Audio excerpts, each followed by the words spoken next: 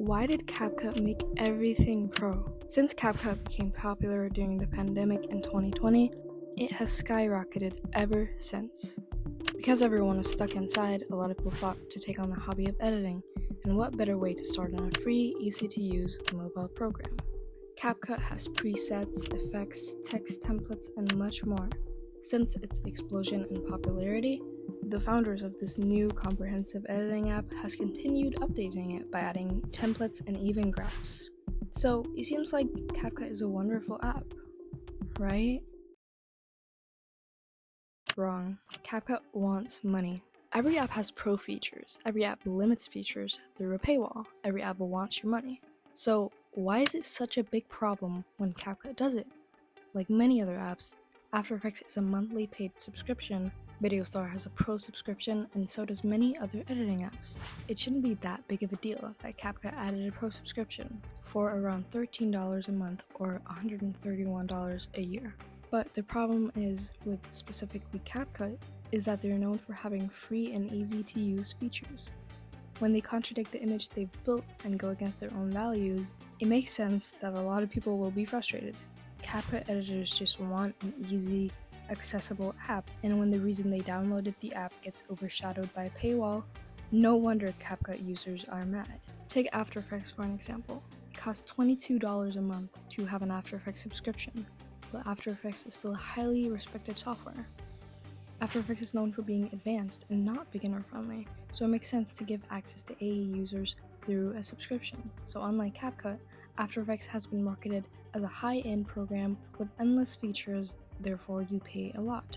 I hate how they made almost all the effects pro.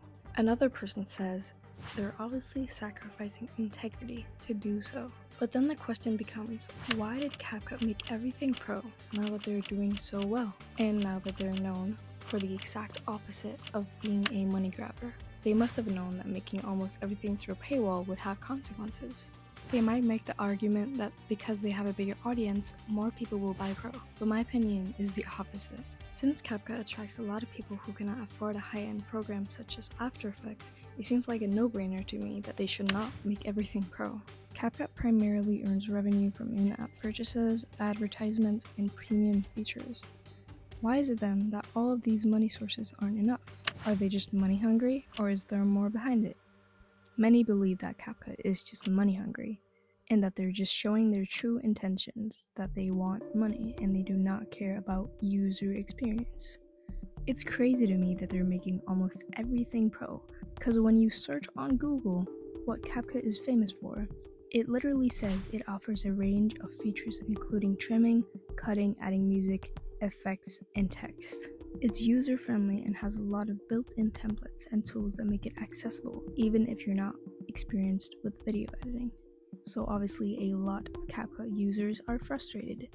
I tried to go on the app myself and experience how many pro features there really was.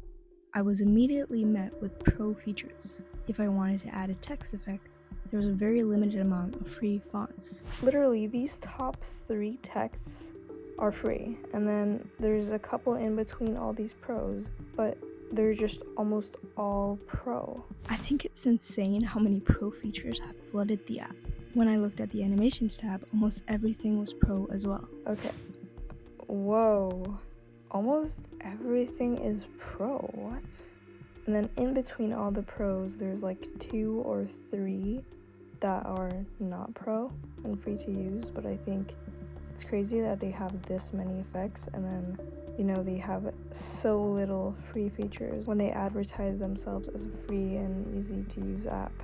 I would definitely be discouraged from editing on here if this is what I was getting. But how does the Capcut community feel about this?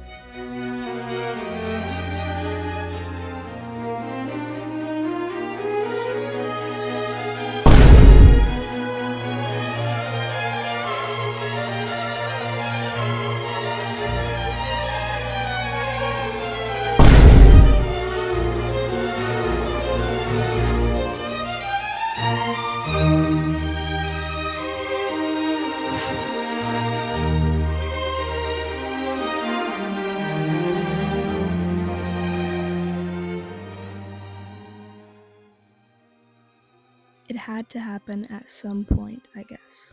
They made the fade-in feature pro. They made the fade-in feature pro. Let that sink in. On many other programs, fade in and fade out are usually free to use necessities, I would say, and can easily be replicated without a template. So making this a paid feature is crazy. Another user says everything is now pro. We all remember how Capcut used to be free, but in 2025 they decided to make everything pro, and my favorite features are now pro. I know many editors are suffering from this. Capcut editors have reached a common consensus. Capcut wants money and does not care about their user experience at all. Capcut wants every last drop of money they can get, and they will drain out the money until the last penny. Before the TikTok ban, I had a theory that Capcut was making more features paid because they wouldn't get to promote Capcut through TikTok. Now, time has passed and the TikTok ban was enacted for a very short amount of time. Capcut Pro has continued making effects, presets, and everything else paid. They have continued to make the user experience increasingly annoying, and have showed time and time again that they do not care. They only care about the users that buy Pro. To combat this, some users have found a loophole using external links. Having to download anything to get Capcut Pro for free is risky though. A lot of it can end up giving you a virus or not work properly and is obviously illegal. Capcut went from being a go-to free editing app to a frustrating paywalled mess. I mean, it's fair that every company needs to make money, but when your entire brand is built on accessibility, going against your own morals destroys your entire brand. Editors aren't mad just because features cost money, they're mad because Capcut promised something different. It's so clear. They care more about profits than the people who made the app popular in the first place.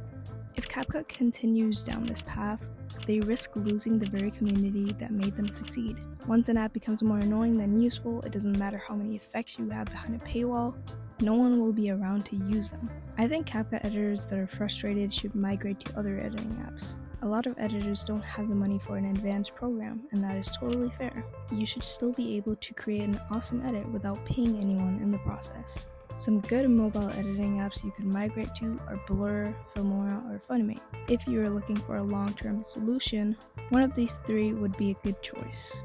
If you're still planning on using Capcut after these updates, go for it, although I believe there are plenty of options that could be better. It's all a matter of preference, but what do you think? Comment down below. By the way, this video took a long time and I would really appreciate if you subscribed. Thanks for watching.